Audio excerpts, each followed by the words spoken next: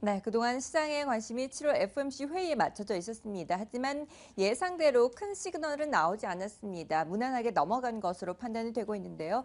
하지만 그럼에도 불구하고 9월의 금리 인상이 가까워졌음은 시사하고 있었습니다. 자세한 부분들 확인을 해보도록 하죠. 네, 근데 이번에 9월 금리 인상에 대한 힌트가 제시되지 않았기 때문에 네. 전문가들의 의견은 더욱더 엇갈리고 있습니다. 9월 금리 인상 지지하는 편도 많지만 또 12월 금리 인상을 지지하는 편들도 더 많아지고 있는 모습인데요. 이 같은 연준의 흐름들 우리가 어떻게 분석해보고 앞으로를 전망해볼 수 있을지 체크해보도록 하죠. MTN의 김종을 연구위원 모시고 이야기 나눠보겠습니다. 위원님. 네, 어제 분명히 말씀드렸다시피 뭔가 확실한 시그널이 필요하다. 시장이 요구하고 있는 것은 9월에 하든 12월에 하든 어차피 한 번 하는 거 확실한 그 시기를 좀 알고 싶고 그에 맞춰서 뭔가 투자 전략을 짜고 싶었던 거죠. 그런데 연준은 그런 선택을 하지 않았습니다. 이번에도 굉장히 애매모호한 뉘앙스만 밝히면서 마감한 것이다. 그래서 이것을 이 비둘기파적이다 이렇게 해석할 수도 있겠습니다만 저는 비둘기파적인 것이 아니라 여전히 미적지근하다 좀 이렇게 표현드리고 싶은데요. 이러다 보니까 당연히 시장 반응이 엇갈릴 수밖에 없었습니다. 그래서 재밌는 것은 준비된 그림에서 보시면 미국채 10년물 수익률은 올라가는 모습이었죠. 물론 아주 탄력적으로 올라가는 그런 모습은 아니었지만 3일째 지금 꾸준한 반등을 나타내고 있는 양상이고요. 자, 그리고 달러도 또 강세였습니다. 9월 달에 인상하지 않는다고 함에도 불구하고 달러가 강세를 보이면서 최근에 조정을 조금 뒤엎으려고 하는 그런 모습이 나타나고 있다는 점이 특징적인 부분이고요.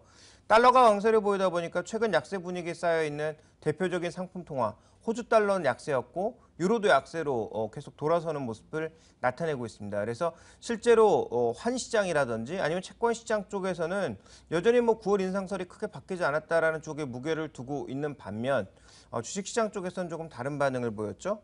대표적인 ETF 두 가지로 보도록 하겠는데요. 선진국 ETF도 반등하면서 거의 50일선에 근접하는 모습을 나타내고 있고요. 이머징 마켓은 50일선은 원하면 선입니다만 지금 현재 구간에서 더 많이 빠졌고 더 크게 빠졌는데 탄력적인 반등을 좀 보이긴 했습니다. 물론 국가별로 차이는 있지만 어쨌든 이머징 마켓 전체로 봤을 때는 좀 반등을 선택했다라는 거죠. 그래서 주식시장의 선택과 채권시장, 외환시장의 선택이 달랐다라는 점에 우리가 주목해 볼 필요가 있을 것 같고요.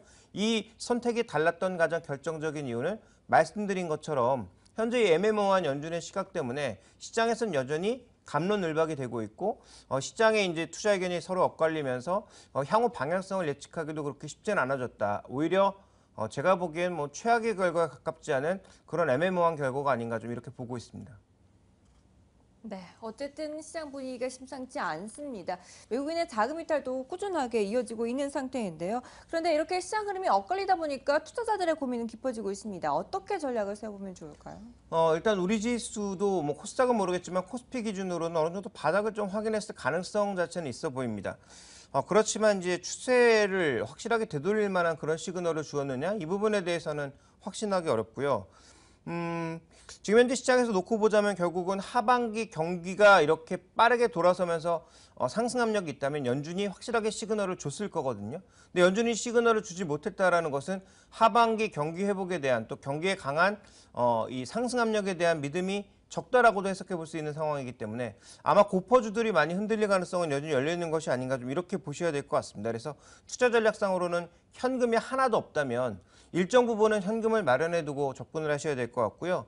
가장 중요한 것은 환율 동향의 추이가 어떻게 전개되느냐를 살펴보실 필요가 있겠고 또 하나의 투자 전략으로서는 종목을 축소하는 것이 방법이 아니겠느냐. 그래서 도망갈 때 짐이 적어야 도망갈 수 있듯이 지금 많은 짐을 지고 있으면 도망갈 수가 없습니다. 또 짐 하나 버리는 동안 나머지 짐은 어떻게 하지 또 신경 쓰다가 결국은 다 망할 수 있다라는 거죠. 그러니까 지금은 하반기 경기가 좋아진다라는 그 얘기는 제가 보기에는 그렇게 신뢰도가 가지 않는 얘기라고 보여지고 있기 때문에 지금은 조금 조심해야 될 시기다. 그렇게 본다면 일정 부분의 현금을 마련해 두고 종목 수도 줄여놓는 것이 가장 좋은 투자 전략이 될 것이고요. 향후 방향의 키는 여전히 환율이 쥐고 있다 이렇게 보고 있습니다. 환율 부분 여전히 꾸준하게 좀 체크를 해보셔야겠습니다. 그리고 앞으로 경제가 개선되기보다는 다소 좀 둔화되면서 종목들의 변동성은 더욱더 커지지 않을까에 대한 이야기도 전해주셨는데요. 종목들의 이야기도 좀 보도록 하겠습니다. 앞서 저희가 애플과 LG전자의 주가를 비교를 했었는데 애플 같은 경우에는 실적 발표 이후에 꾸준하게 주가가 내림세를 반복을 하고 있습니다. 최근의 흐름부터 일단 분석을 해주시죠. 네. 일단 실적 발표를 보시면 아이폰은 좋았습니다. 그래서 준비된 그림에서 나타나는 것처럼 프리미엄폰 시장에서는 이제 압도적으로 삼성을 누르고 있죠. 특히 뭐 미국이라든지 유럽 쪽에서는 뭐 비교가 안 되게 삼성과 그 갭이 벌어지는 모습이고요. 그래서 지난 2014년 2분기 정도에는 그 갭이 굉장히 축소되는 모습이었지만 최근 들어서는 더 많이 벌어지면서 삼성의 프리미엄 시장 점유율은 한 20%대로 줄어들었고 애플은 60%까지 확대되는 모습을 나타내고 있습니다. 여기에 가장 크게 기여하고 있는 것은 중국인데요. 애플의 중국 내 매출액이 크게 증가하는 모습, 과거 신제품이 나오기 전과 후가 확연하게 달라진 모습을 나타내고 있고 실제로 중국 내 점유율에서 최근 애플이 올라가면서 샤오미와 삼성을 끌어내리고 애플의 점유율이 크게 올라가고 있다는 점도 주목해 볼 만한 포인트죠. 근데 문제는 뭐냐? 그럼 주가는 왜 이렇게 끌어내려지고 있느냐? 애플워치를 비롯한 미래 성장 동력에 대한 의구심 때문입니다. 애플의 주가는 애플의 아이폰과 뭐 맥이라든지 여러 가지의 기존에 나와 있던 제품들의 실적도 반영하고 있는 것이나 여기에 더 많이 끼어 있는 건 iOS를 중심으로 하는 플랫폼의 확장과 그리고 그 가장 시금석이라고 봤던 애플워치가 어떻게 될 것이냐에 대해서 시장이 굉장히 관심을 갖고 있는 거였는데 이 애플워치의 판매량 자체도 발표하지 못했다라는 건 창피한 실적이 나왔다라는 것으로 우리가 이해해 볼 수 있겠죠. 물론 우리나라에서 써보면 좋더라라는 사람들이 많습니다만 실제로 차고 다니는 사람들을 제 주변에서 거의 본 적이 없습니다. 사고 싶다는 사람은 많이 봤지만 실제로 산 사람들이 아직까지는 그렇게 많지 않은 것으로 이해해 볼 수 있겠고요. 오히려 몇만 원 안 하는 샤오미 미밴드라든지 아니면 기존에 뭐 이런 여러 가지 밴드류를 여전히 좀 선호하시는 분들이 여전히 나타나고 있다는 거죠. 그러니까 애플워치를 포함한 이 스마트워치가 의외로 쓸모없더라라는 것입니다. 그래서 뭐 쓰면 그리고 또 익숙해지면 쓰시는 분들이 향후 늘어나긴 하겠지만 아직까지는 그렇게 큰 소구력을 보이지 못하고 있다. 그러면 우리가 생각했던 IoT 플랫폼의 확장, 그 가장 중요한 첫 번째 시금석이라고 볼 수 있는 여기서부터 이렇게 뭔가 녹록지가 않다면 애플의 현재 밸류에이션도 싸다고만은 볼 수 없는 거죠. 그래서 현재 그 좋은 실적 그리고 좋은 아이폰 판매 실적에도 불구하고 굉장히 높았던 실적의 목표치 때문에 약간 다운된 부분도 있고 그다음에 성장 동력에 대한 의구심 뭐 이런 것들이 현재 주가를 조금은 실망스럽게 만들었다 이렇게 봐야 될 것 같고요. 이것은 공이 뭐 삼성전자를 포함한 나머지 업체들에게 모두 해당되는 내용이다라고 봐야 될 것 같습니다. 네, 애플 같은 경우에는 아이폰 사업 부분의 성장을 통해서 꾸준하게 실적이 견인되고 있는데 신사업 부분에 대한 불안감은 여전히 남아있는 상태입니다.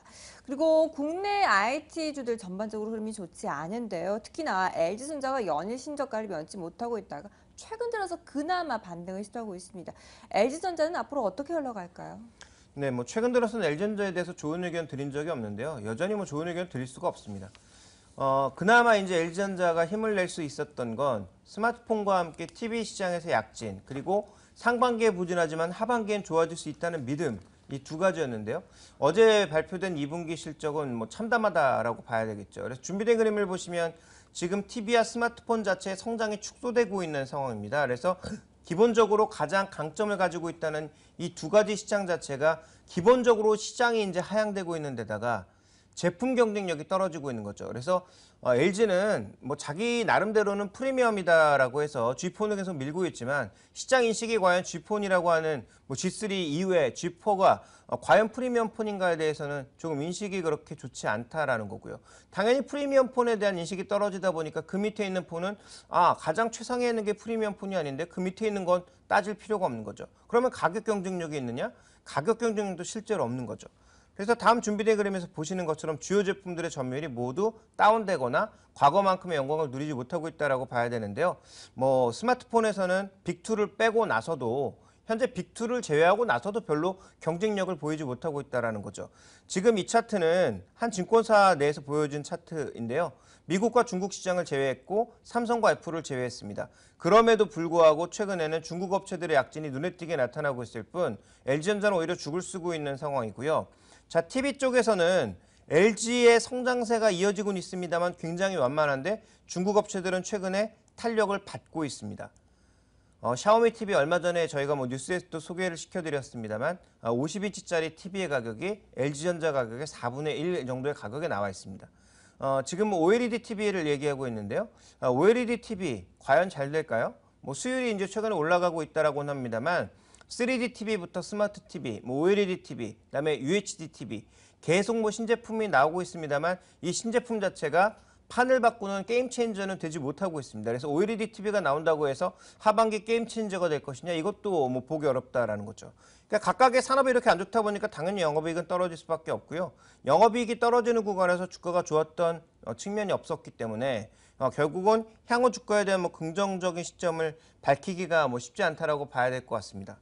그래서 지금 밸류에이션 자체가 낮으니까 이 밸류에이션으로 보면 분명히 반등이 가능하다. 물론 탄력적인 반등은 가능한데 반등이 이제 이런 반등이 오느냐 아니면 아래에서 이렇게 찌그러진 반등이 오느냐 이 부분을 살펴봐야 되는데 지금 1번보다는 2번의 가능성이 절대적으로 높다라는 거죠. 그러면 이 짧은 시세를 취하기 위해서 뭐 단기 트레이딩 정도 해볼 수 있겠지만 이런 시세가 쉽게 나오지 않는다. 즉 상승 모멘텀이 없다라는 측면에서 뭐 이 종목에 대해서는 여전히 매력 없다라고 봐야 될 것 같고요. 자 그렇다면 얼마 전에 그 구글의 뭐 인수 소식 이런 게 나오지 않았습니까? 뭔가 획기적인 변화가 필요하다라는 거죠. 적어도 휴대폰 사업부를 뭐 구글에 팔고 그다음에 LG노텍과 합병을 해서 종합적인 부품 회사 쪽으로 발전하겠다. 그런데 IT 부품 회사가 아닌 IT부터 IoT 전반을 아우르는 뭐 그런 부품 회사로 뭐 발전을 하겠다라는 아주 뭐 획기적인 발상의 전환. 그다음에 회사의 전환이 없는 이상 LG전자는 아마도 이제는 그 가전제품 쪽에서는 1류는 아닌 2류로 전락할 가능성이 굉장히 높지 않나 이렇게 봐야 될 것 같습니다. LG전자에 대한 전망이 계속해서 부정적으로 나오고 있습니다. 이 시장의 예상을 뒤엎을 만한 그러한 이슈들이 없는 이상 상승할 만한 모멘텀이 그리 크지 않다라고 보셨는데요. LG전자에 투자를 고려하고 계시거나 가지고 계신 분들은 꼭 한번 염두에서 생각해 보셔야겠습니다. 이어서 이제 국내 시장에 대해 초점을 좀 맞춰보도록 하죠. 시장 전략도 세워볼까요? 네, 오늘 시장 시작하기 전에 미리 전략을 세워보도록 하겠습니다. 오늘 장선 전략 함께 하시죠.